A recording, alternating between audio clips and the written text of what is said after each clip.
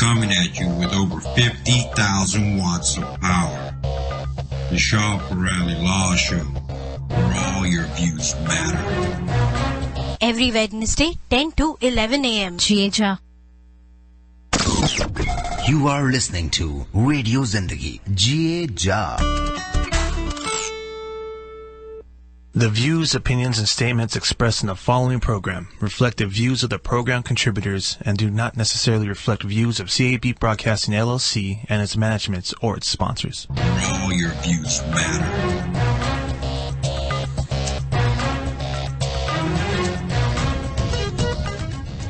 Radio जिंदगी 1170 AM पे welcome listeners, मैं हूं आपके साथ हीरा. शो लेके आए हैं the Shah Peerally law show, brought to you by the Shah Peerally law group, and we are once again joined by Shah Peerally, attorney Shah Peerally on air with us, who is going to be with us till 11 AM. So अब से लेके approximately 55 minutes.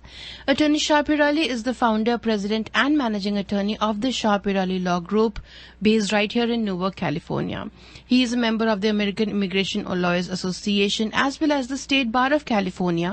He is a passionate advocate of human rights, civil rights, social action and social services. And he has a strong interest in and knowledge of the political legal system in the U.S. He formed his law group to work on the causes that he feels most ardently about. The law group focuses on the immigration laws with an emphasis on employment-based immigration. And they help all their clients all over the US. So listeners, offices Newark में है, San Francisco में है और Washington DC में है. तो अगर आप किसी को जानते हैं जो यहाँ ईस्ट कोस्ट पे है या फिर वेस्ट कोस्ट में है, anywhere you are, you can get in touch with Attorney Shah Pirali's office. Number to call is 510-742-5887. That's 510-742-5887. And the website is Shah Pirali. The website is piralilaw.com. That's piralilaw.com. Right now, if you have any questions about any of your immigration cases, any applications, any forms, anything at all, anything to do with your immigration case, you can call us right now during the show on the studio number 510-657-1170. कोई भी सवाल छोटा या बड़ा नहीं है.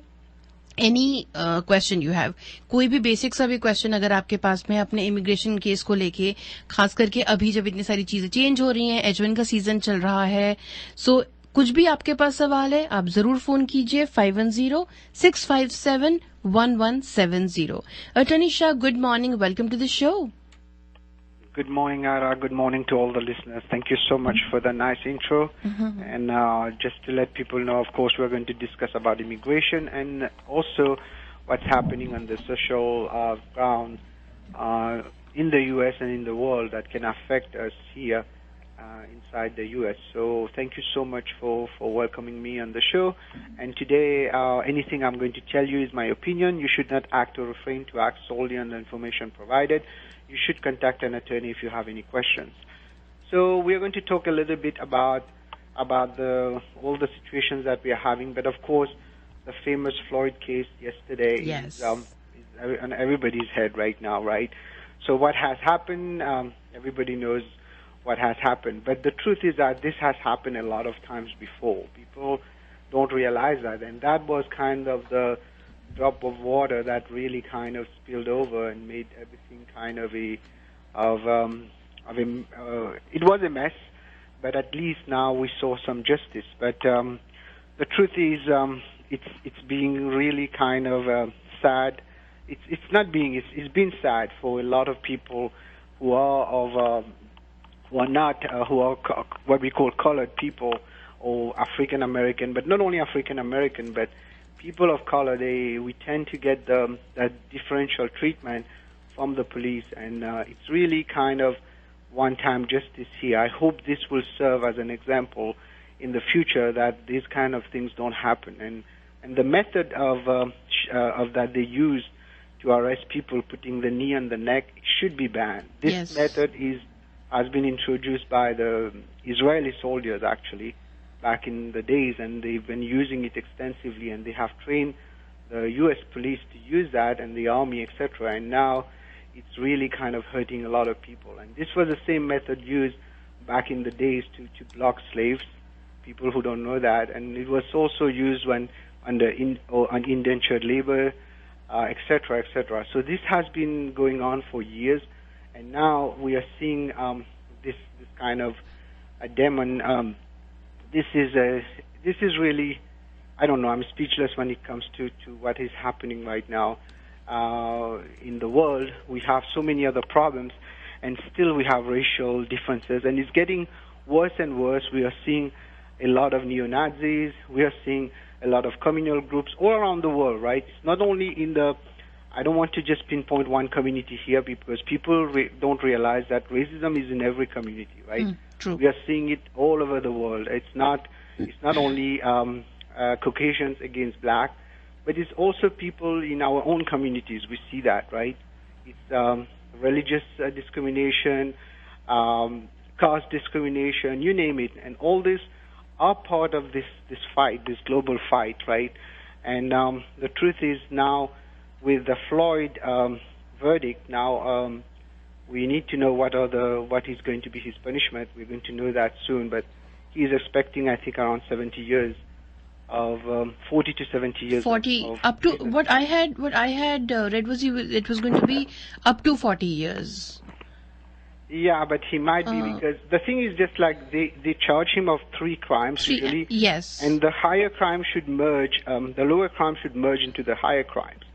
And it's not, I'm not a criminal defense attorney, but maybe they can correct me if I'm wrong, but this is usually, we charge one of the highest, but I think they put all the 3 because if the first one, the first degree murder didn't get in, etc., the rest would have got in. So now let's see what happens next. All the 3 counts he was found guilty, and this is going to be, it's not going, it's already been, you know what has happened after this, this. We had those riots. We had all those protests. Protests, actually. I should not say riots, but but there were riots as well. I mean, there were protests mainly, but there were also people who actually, did riots and took advantage of the whole situation. That was also wrong. Exactly. But the majority were peaceful. But peaceful unfortunately, riots. Peaceful protests. And it was during Trump time, so they took advantage of that to blame those people who are victims to be the aggressors. And the truth is that we have a disbalance right now, and the COVID is showing that a lot. And also I want to take the opportunity to kind of, my heart goes to the people of India right now. I know Delhi is really suffering from the COVID. A lot of people are dying, and they have a shortage of beds, oxygen, and which many countries have faced. And right now, it's India's second wave is really kind of hard on people. And because I'm saying that, also a lot of people who are here in the U.S. now don't want to travel back.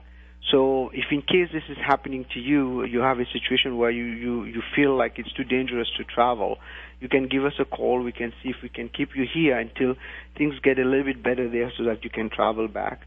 That's what we have done in 2020, and I think now with the second wave in India, it's going to be really tough on all the people to travel back. And I don't know how the U.S. embassies are going to act in the next few weeks, because if the outbreaks become really harsher, we might see a slowdown or even a close down of some of the embassies. But this is my view. I don't know if this will happen. Hopefully it doesn't, but that might be the next step from the State Department. We'll have to wait and see what is next. So all those things are very relevant, right, to not only to immigration, but to our lives, right? We live in the U.S., but at the same time, we know what has happened. The past 1 year, the entire world has changed, right? Luckily we got rid of Trump, and with Biden, we are seeing some progress with the vaccine, etc., etc. But as long as you don't have a good leadership, things are going to usually stay bad, unfortunately. And we are seeing that in Brazil, in many other countries right now.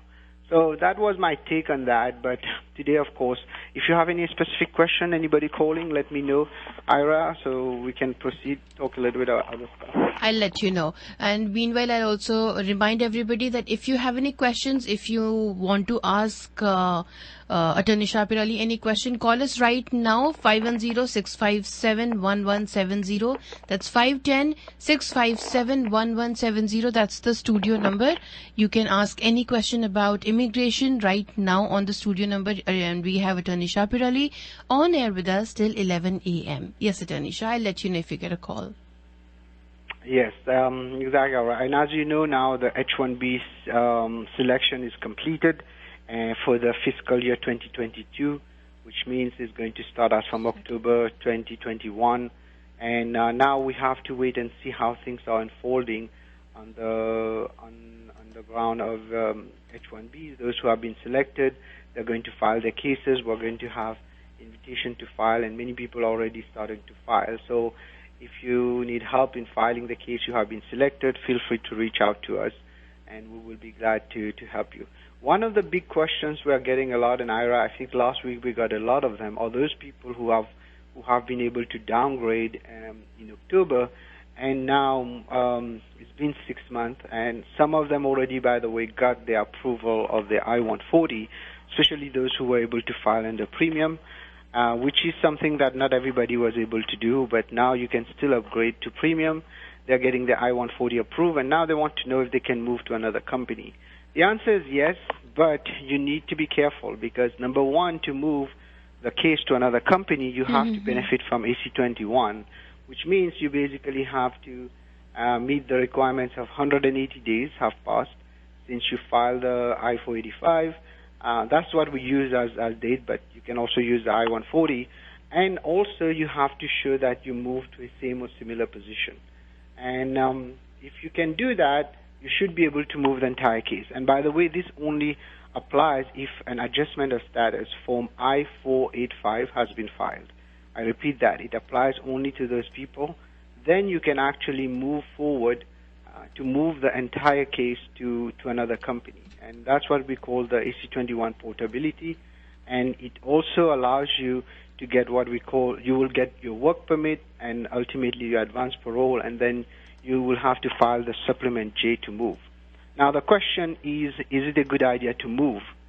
And that is a case-by-case basis, because one of the things that people have to be careful about is that if you downgrade and you file a new I-140, or if you amended the I-140, the case is still pending and you move, if there's any kind of inquiry by the USCIS through a RFE, a request for evidence or something, and if you left the company, there's a big chance you're not going to see, you're not going to be able to answer the RFE, and that will create more problems for you. So I highly recommend, if in case you decide to move, to talk to an attorney, an independent attorney. You don't want to talk to the company attorney because they will have a conflict of interest in answering you. And you can call us. We'll be glad to guide you and also to make sure that you are making the right move and you're not making any mistake on that. And that's something that is happening now, because by the end of this month, the 6 months is completing for many of the people who have filed, and it is to their advantage sometimes to move to another company if they're getting a better offer. The first element is the 180 days, and the second one is the same or similar position. And that way I get a lot of questions, oh, do I qualify in this or not? It's impossible to tell until we really kind of match the two job descriptions. And that's why you have to get a copy of the labor certification and the I-140 petition in order to do that. Because how will you match a job description just based on the code? Although it is possible, it is highly recommended to get a copy of those from your company when they file. Now, unfortunately, many companies will not give that. What do you do next? And one of the ways to get a copy of that is through a FOIA, Freedom of Information Act. The form under USCIS is G639, if I'm not mistaken. You can try to pull the entire document for the I-140 and the labor certification. Once you get that, it will be easier for you to do the movement of through the supplement J, because you have to make sure that you basically are matching the right position for you. And that's one thing that a lot of people kind of call me, oh, I have this job code, this other job code, can you tell me? I won't be able to tell you just like that, because it's not just the code that is important. It's the job description, what is inside of it. So it is very important that you do this matching before you even take the job, because if not, if they put you in something completely different, you're going to face some major problems in the future. So it is very important that people understand that, and they can give us a call at the office, 510-742-5887. We'll be glad to do a consultation for them, and at least to give them an idea where they stand on the case. Any question on your side? I don't have any questions right now with me, but listen, I mean, we were getting a call that got dropped. Listener, if you're still listening, if you're still tuned in and would like to ask your question, call us right back.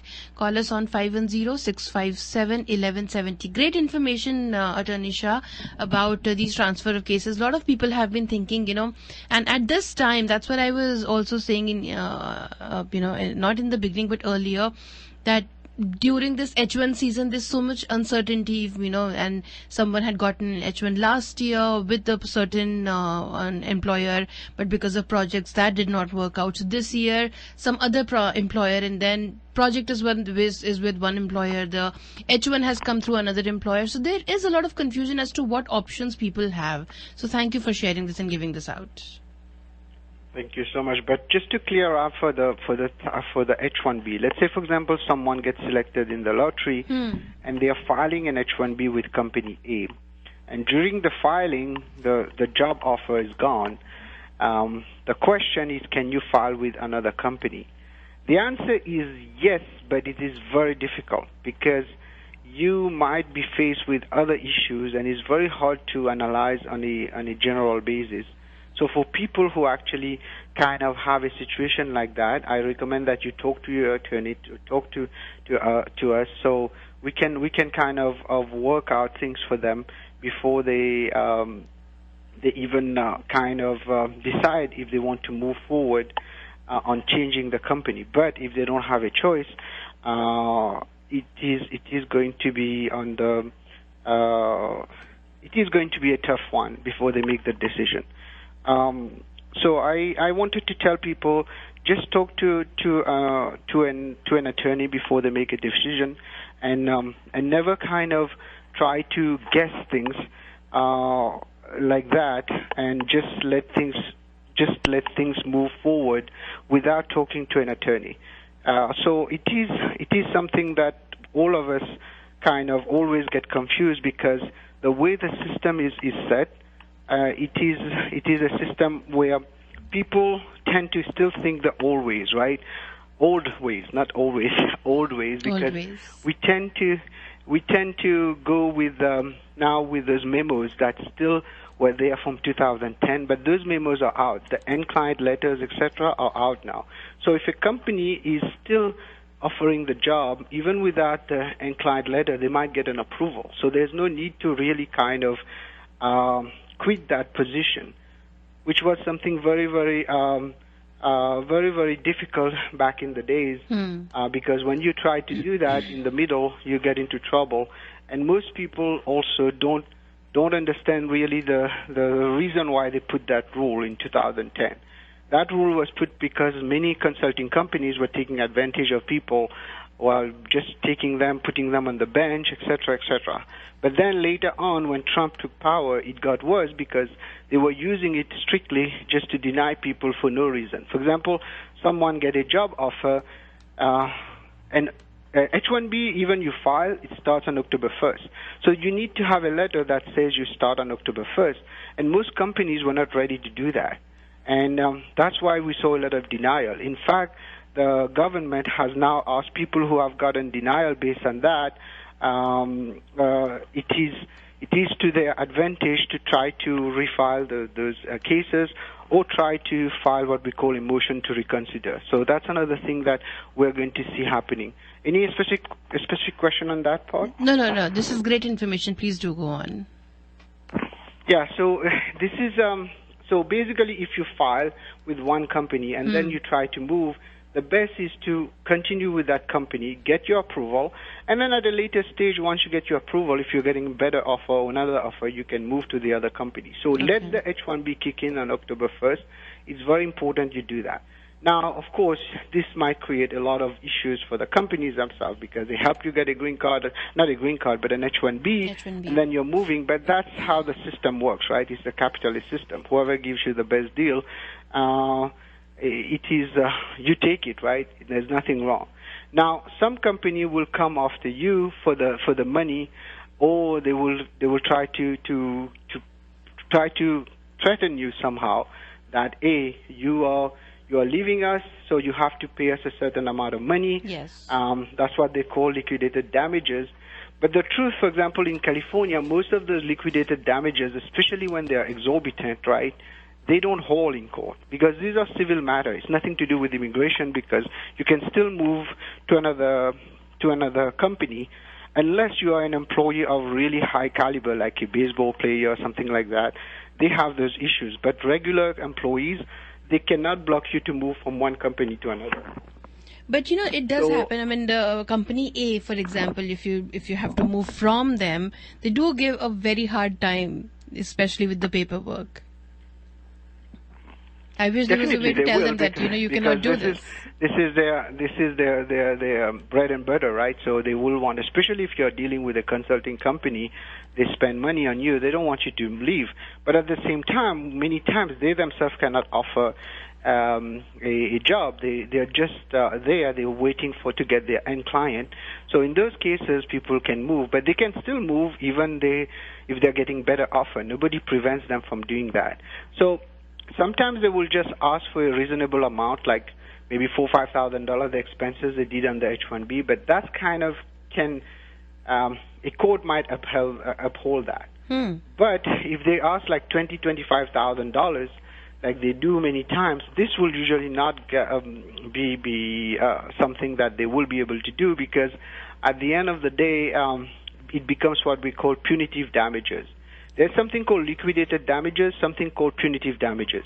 A liquidated damage is a damage that is written usually in a contract because you cannot decide the amount of damage that will happen if you do something. So they already put a certain amount. They put sometimes $20,000, $25,000. If you leave us, you'll have to pay that. But the truth is that they cannot really abuse that. And that's when it falls into the amount of what we call punitive damages. And many courts have refused to enforce that, in California especially. Some states, they have been playing games on that, because especially states that are conservative, they tend to go towards the employer. But most states, and if you look at the rules of the H-1B, whenever a company is doing that to you, you are eligible to kind of put a complaint with the Department of Labor, because it goes against the 13th Amendment, involuntary servitude, which was something that was passed against slavery. You cannot keep people on a job just because you feel like, hey, you own them. Nobody owns anybody. Exactly. And that's the thing that many employers also don't understand. Unfortunately, it's a risk of the business. You're taking an employee. Employee doesn't. I am an employer, and I know people will work after some time. They get a better job, they leave, right? It's normal. It forms part of life. We have done that. They do that. But you cannot just force them to continue working for you because you feel like, hey, they are immigrants, they are in H-1B, you can do whatever you want with them. And that's where you see all the abuses. And unfortunately, I've seen, fortunately or unfortunately, many companies losing their entire company by abusing the candidates. We know that many times you see on the news some companies have been charged of fraud, abuse, etc. And it usually starts with abusing the employee. So if you're a company, don't abuse the employee, because one employee can really destroy the entire business, because if you start trying to abuse one, they go report it. USCIS will send their department, DHS, Department of Homeland Security, will send ICE to investigate. They have this special unit, bureau for checking on paperwork, and they start investigating. If they see you kind of playing games with those employees, you will end up in trouble. And there are jail time and there's prison time and big fines, and even be barred from doing H-1Bs in the future. So be very careful as an employer, right? So, and employees, if you're being abused, just give us a call or call Department of Labor, because you don't want those kind of things to keep happening. Exactly. No, thank you. And this also is in fact very, the closing line that you said. So far you were talking about that employers should not do, but this also gives out information on what rights an employee has and how they can prevent themselves from being harassed. Listeners, if you have any questions, call right now on 510-657-1170. If you want it to be anonymous, just call without giving your name, give us your scenario, and then Attorney Shapir Ali can answer your question. 510-657-1170. Immigration को लेके कोई भी सवाल अगर आपके पास में है, आप पूछ सकते हैं. और अगर आप अटॉर्नी शापिर अली या उनकी टीम से शो के बाद बात करना चाहते हैं, so you can call, you can in fact even call right now as we speak and make an appointment by calling the office number 510-742-5887. That's 510-742-5887. The website is peralilaw.com. That's PEERALLYLAW.com. Yes, Attorney Shah.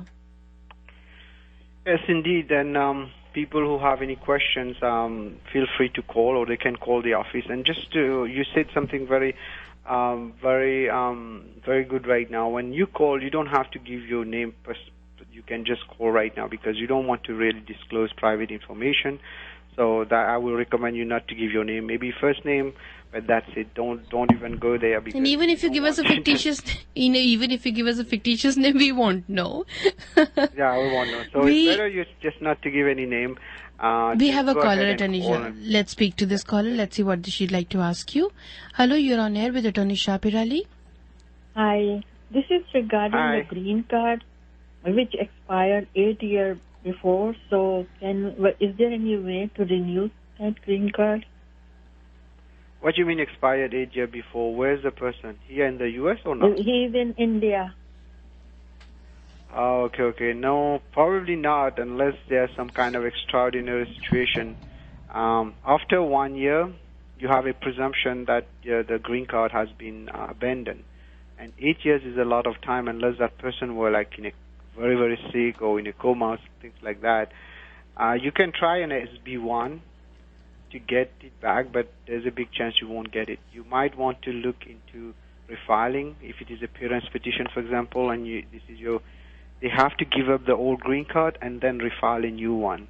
But you cannot if 8 years the person was outside and they have not done anything to maintain the green card, they will lose it. They lost it, actually. Okay. So call me if you need help. We can look into other options that we can bring them back. Okay? 510-742-5887. Thank you very much for calling in. Discuss कीजिए attorney शापिर Ali के साथ में. आप पूछ सकते हैं. उनका number है 510-742-5887. That's 510-742-5887. There might be solutions. Initially it seems like something which is not so probable. Lekin, like Attorney Shah also said, unless there is a specific condition, there are some special circumstances, it might be possible. So find out by calling him and speaking to him after the show. 510-742-5887. Listeners, right now, if you have any question and if you want to ask Attorney Shapir Ali, आप phone जरूर कीजिए on 510-657-1170. That's 510-657-1170. Just pick up the phone and give us a call and have your immigration related question answered. Any question, be it about your employment based immigration or be it about your family petition, anything at all. Hello, you're on air with Attorney Shapir Ali. Hey, thank you so much, Attorney Shapir Ali. So, I'm a citizen and I want to sponsor a green card for my mother, and she's in India. Mm-hmm. So, should I bring her here on tourist visa first and then file her green card, or I should just right away file while she is in India? Thank you. Okay. That's a very common question and a very good question too. So let me cover the two. If your parent or your mom or father is already in the United States on a visitor visa, for example, you can file an adjustment of status and make them stay here. But if you have the intention of bringing them to do that, you might be in violation on what we call 214B, which is the immigrant intent. So you have to be very careful on that. Although it is always easier when they are already here to file it, because while it's pending, they can stay. When the person is outside, we recommend that you file it directly as a consular processing. That means you file the I-130, let it get processed, and then goes to the National Visa Center, and then they get their green card. But if they are already here, you file it, you should be fine. So the question is, when is it okay, when it is not? is the intention when you enter. If you enter with the intention to file for a green card to a visitor visa, there is a presumption of fraud. Okay, I repeat that. There's a presumption of fraud. And after 90 days, when you stay, the presumption of fraud goes a little bit less, but it's still there. However, if you don't have an intent, for example, your mom is coming to visit you, and she comes in and says, I want to stay now. I don't want to go back. That's fine, because the intention was formed after they entered. So there's a fine line there into being safe. The safest route is always to do it from India, but the fastest route is when they are here, you file it. So now, as a lawyer, since they're already there, I never recommend that you bring them here and file. But if they were already here, you file it, you're okay. So that's basically the answer here, how it is. And if you want, like, into more details, we can do a consultation, and I can guide you what to do next. Okay? Okay. Thank you so much. Thank you. Thank you very much for calling in. Listeners, again, if you also have any questions, I know I sound like a broken record repeating the same thing after every call, but it's important. A lot of people miss the information or you missed to note it down. So if you have any questions, you can call right now on the studio number and speak to Attorney Shapir Ali. He is on air with us till 11 a.m., so approximately 25 more minutes. 510-657-1170 is the studio number. 510-657-1170. अगर आप attorney शापिर Ali से show के बाद बात करना चाहते हैं detail में for a private discussion about your employment based immigration और any immigration case as such, call him on the office number 510-742-5887. That's the office number, so you can call even right now. Appointment बना लीजिए 510-742-5887 पर phone करके. And for more information about how he can help you, the website is peerallylaw.com. That's PEERALLYLAW.com. Office east coast and west coast दोनों जगह है. न्यूवर्क यहाँ पे San Francisco में and also Washington DC. Yes, Attorney Shah. Yes, indeed. Ira, this is the situation that we are seeing. I was talking a little bit about the situation of the H-1Bs. When employers... we should also shed some light on the situation of EB1, EB2, EB3. I know EB3 moved, and you and Attorney Sharif have been talking about EB1 as well. Also, if you could shed some light on what is going on with EB2s as you get time. Yes, EB2s actually are moving, and even family petitions are moving really great, but I didn't really kind of focus on the visa bulletin lately, so I don't have the data on top of my head. I'm saying my head.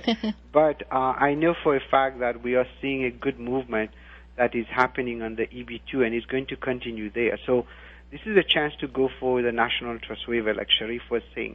But the big question, everybody is kind of, we know for some time, like January, February, everybody was thinking, oh, Biden is coming, everything will become current. No, it was not going to happen. Remember, we said that. We did have high hopes, though.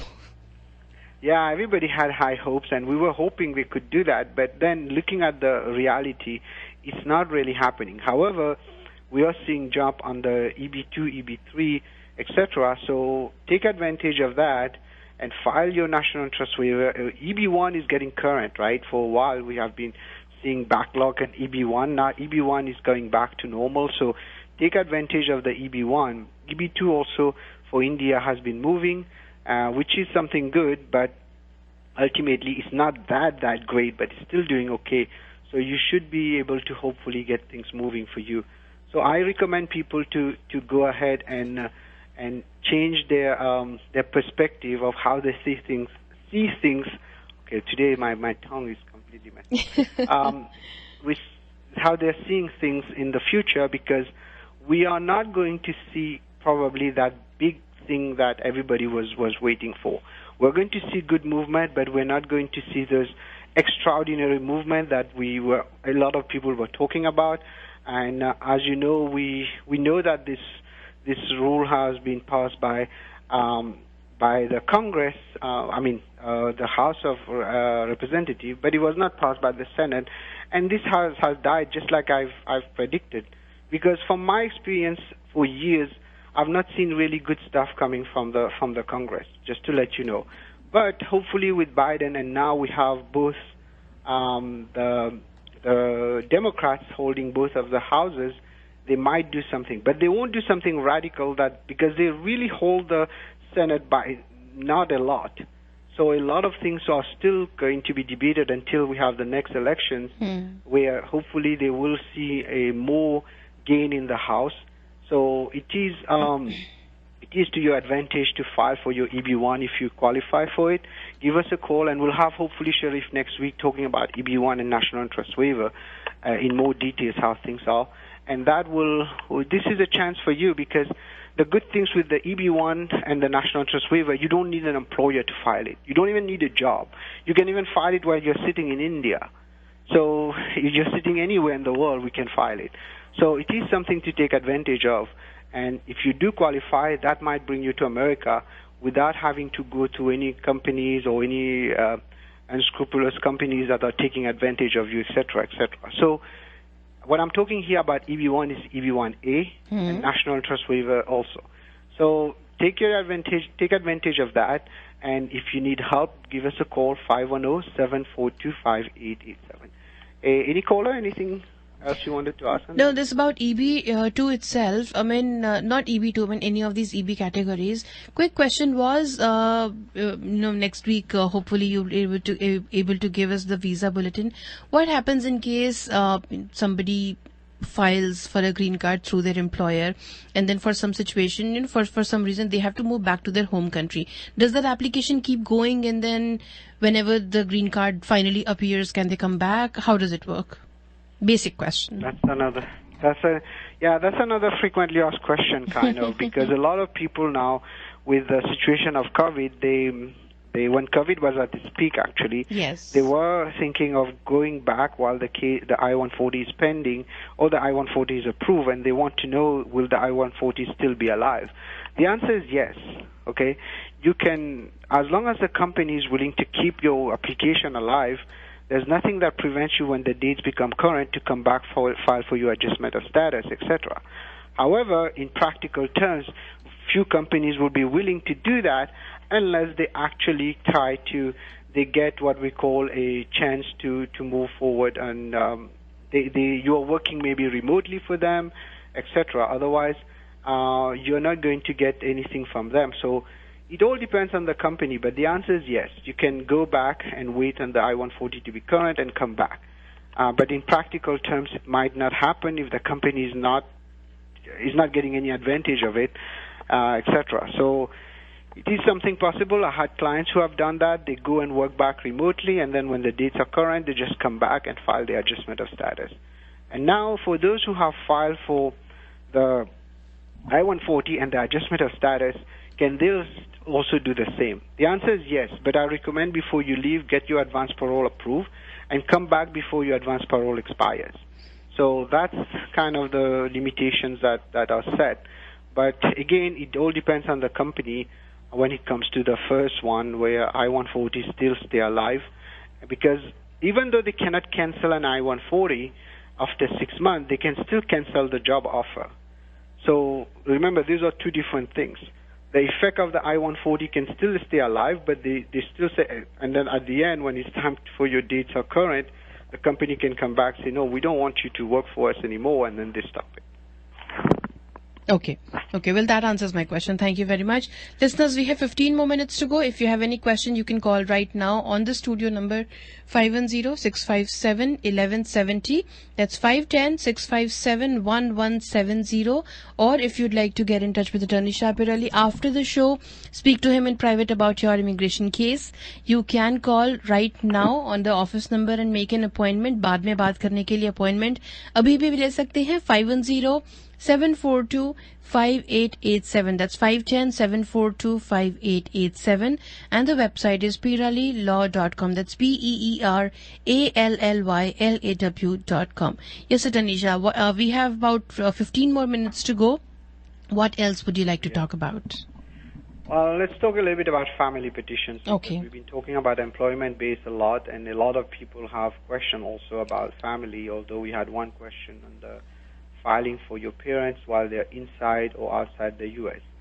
The answer is not very simple for that situation that I mentioned earlier. If the parents are already here, it is a good idea to file it because the intention was not formed before they enter. But if you're going to go ahead, use the visitor visa as kind of a shortcut to come here and file it, that's a no-no. I don't recommend that because that can cause a lot of problems in the future, including violation of the visitor visa provisions of INA 214B, immigrant intent, and other issues, including fraud and misrepresentation, etc. So be very careful what you do because anything you do will cost their chance to get a green card in the U.S. And that applies not only for parents, also for spouses. Because a lot of people are impatient, especially when they just got married. They want their wives or their husbands to be here, and they want to rush it. And this is where they make those mistakes, and it can really cost them. So talk to an attorney. You can call me at the office before you make any move so that you don't get into more problems in the future. It's better to sacrifice some time now rather than go into a situation where you lose everything in the future. So make sure that you talk to an experienced attorney on any of those issues because at the end of the day, you don't want to take chances that will come back and hurt you more in the future. So please make sure that you go ahead and you kind of talk to people who are experienced in those fields rather than just go ahead and doing things that ultimately will not really pay off for you. So I wanted to take advantage of the time to mention to people that there are right now most of the cases that were delayed under the situation that we had before of the Trump administration. I don't want to say the word, but a lot of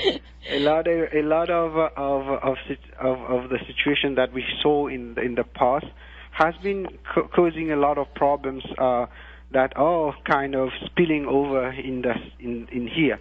Especially cases of people who are filed in January, like Sharif was saying, people who were filing around January, etc., when they were really at their peak of getting upset.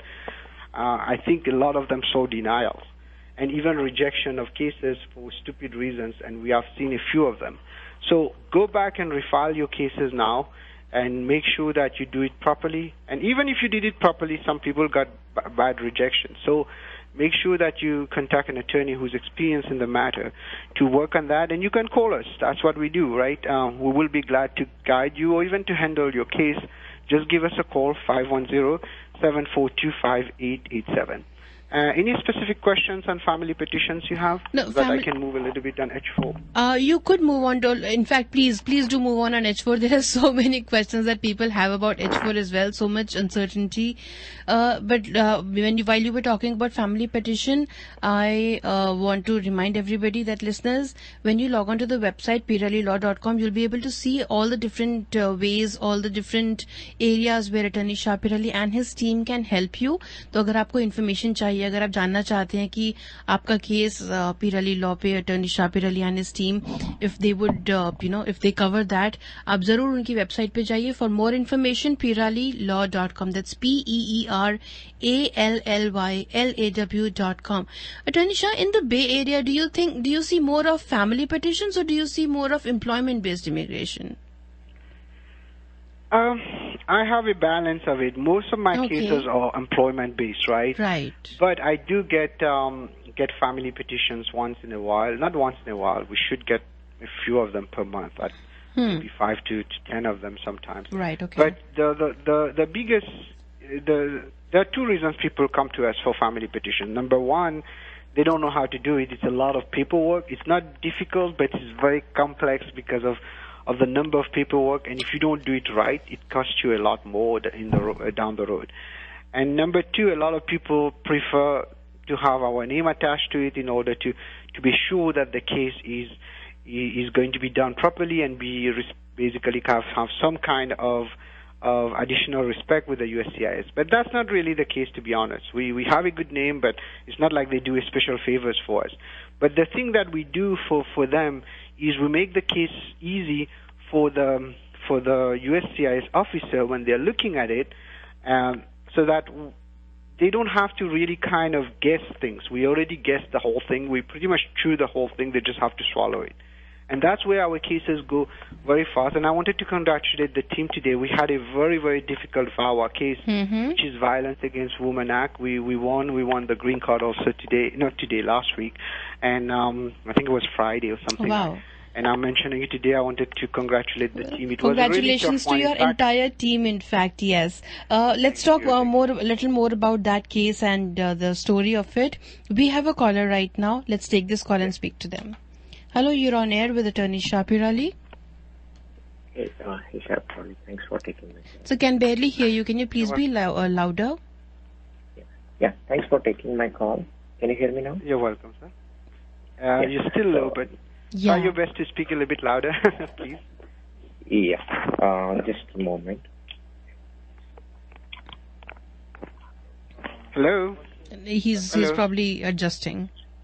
Yeah. Yeah, there you are. Yeah, go ahead. Now we can hear you. Sorry for that.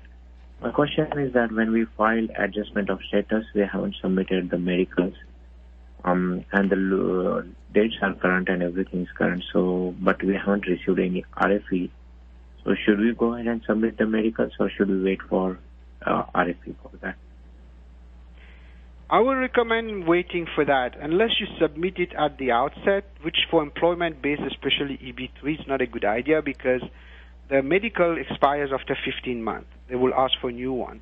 So the best situation is to go ahead and not submit it until they ask you under a RFE, a request for evidence. Then you just quickly prepare it and submit it because they might lose it if you just send it like that in the middle of the case. You can submit it at the outset or submit it at the end. But for employment base, I recommend when they ask for it because if you try to submit it in between, they might lose it. And number two, you don't know how much time it's going to take to get processed. And if it takes more than 15 months, you'll have to do another one. So wait for the RFE, then you submit it, okay? Got it. Thank you. Thank you. Thank you very much for calling in and asking a question. Yes, Tanisha. Once again, congratulations on your team. Exactly. I wanted to say special thanks to them because this was a very difficult case. And in fact, I told the client a few weeks ago that I'm not even sure we will win that because there were some intrinsic situations in there. But luckily, our team kind of dealt with it and we got it approved. And congratulations to the client. He called me today, not even sure that he was asking, is that a green card? I said, yeah, it's a green card. So it is something that we see a lot happening in our office. VAWA cases, we have had very good reputation on that for winning most of them, actually, I should say. But at the same time, you have to know what is a VAWA. A VAWA applies only if your spouse is a U.S. citizen or a green card holder. I repeat that because some people think VAWA applies to H-1Bs. No. If you have been abused emotionally, unless your spouse is a U.S. citizen or a green card holder, you won't be able to apply for VAWA. And this brings us to the issue that we know is happening to people on H-4 because many times they suffer emotional abuses, which is unfortunately worse sometimes than physical abuse. Although physical abuse is bad, but it's usually one time you get a physical abuse. But when it comes to the whole thing of abuse based on what we call the abuse of physical abuse and emotional abuse, and for an H4, someone who's emotionally abused will not be able to benefit from VAWA, unfortunately. And that's one thing which is very, very sad because it's been there for a long time. And that's one thing we were planning to fight for, and then recently we had to kind of reassess how we should approach this. But hopefully we will bring that petition soon online. But the only thing that I'm seeing happening in America is that sometimes the timing has to be right. With the COVID hitting and everything, if you pass a petition which is not really related to the mainstream issues right now, you won't get any support. We have to wait for a little bit for things to calm down so that we can get the attention of the people. Otherwise, the petition will be lost in the middle. And that's one thing that a lot of people are suffering from because they come on H4 and then their spouse leaves them and then abuse them. And then they get stuck. They have to go back. Although there's a provision to get a work permit to stay when they stay here, but it's not a right to stay. the appropriate visa when you have domestic abuses, when you have been hit, physically abused, etc., is a U visa. And then attached to the U visa, we file the H4 based on abuse from the spouses. So this is something that needs to be addressed. Actually, I spoke to a few people about it, and they are ready to support us on that. But the problem is that there are so many issues going on, including now with the COVID and the transition. We have to probably wait around a certain good timing to start that petition so that it gets the momentum. Otherwise, it will just die in between. So this is something we have been talking about for a couple of weeks, and I'm thinking probably around May we should start that, because that will be a good timing to after the H1B to talk about it. So we have a caller, Attorney Shah. We have a caller who's holding onto the line. Hello, you're on air with Attorney Shah Pirali. Yeah, I have a question regarding if someone gets selected in lottery for H1B, till what they can apply for the H1B, and another thing, do we have to have project? Till when, I don't have the exact timing, but there's two batch. I think till June they will allow people to apply, if I'm not mistaken.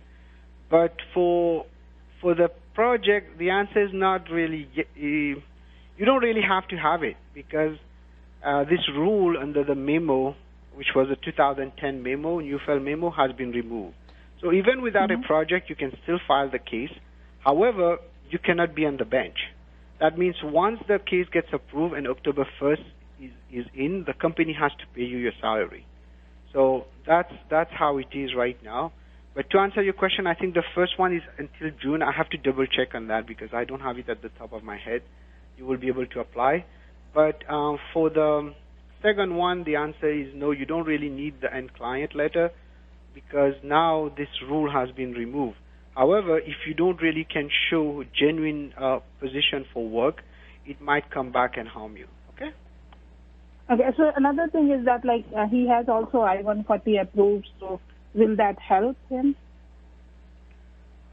Well, I-140 will help in the future, but to extend the H-1B. Is he a new H-1B or he's an H-1B and he needs to transfer or something like that? I think kind of new H-1B they have applied. Okay. Didn't apply yet, but got selected for the visa lottery. Yeah, that's what I'm thinking. How come he has he probably got an I-140 while he was in the student visa. Is he No, not in a student visa. He was working here for a couple of years, and then after that he went. Okay. Yeah. Okay, then give me a call at the office. Maybe we can talk into more details on that, because we might be able to file other options for him, but I don't have that much time. I think we're almost done with the show. Okay, another question for national interest. Yeah, I don't know. Madam, we have 2 more minutes to go, and Attorney Shah, I will in fact 1.5 minutes now. Yeah. I'm not even sure if it'll be or he will be able to answer the question. For that. Call on the office number. That should be okay. Call on the office number and speak to Attorney Shah Pirali, 510-742-5887. That's 510-742-5887, and the website is piralilaw.com. That's PEERALLYLAW.com. Yes, Attorney Shah, last 1 minute. Exactly. So we have 1 minute to go. I just wanted to say thank you to all the listeners, and again, all the events happening right now, it's going to be related to immigration soon coming. And I just want to let people know, don't wait the last minute on things, right? People try to patch up. I have clients who are in big trouble because they went to some kind of fake immigration lawyers and get themselves in a mess. And then now to fix it, they don't even want to afford a real immigration lawyer to help them because they're scared now. Go to a good immigration lawyer who has a name. Nobody's perfect. I'm not perfect, but at least we have a license to abide by. So make sure you're going to those kind of lawyers to fix your cases. So I just wanted to thank all the listeners, and anything I told you today is my opinion. You should not act or refrain to act solely on the information provided. You should contact an attorney if you have any question. Thank you, Ira. Bye-bye. Take care. Thank you, Attorney Shah, and thank you very much, listeners, for tuning in. Remember, now you can call the office number 510-742-5887. That's 510-742-5887. The website is piralilaw.com. That's PEERALLYLAW.com. You will get all the information about Attorney Shah Pirali and his team on this website. The offices are in Newark, San Francisco. Attorney Shapir Ali will be joining us next Wednesday 10 a.m. to 11 a.m. सुनते रहे radio जिंदगी, जिए जाओ.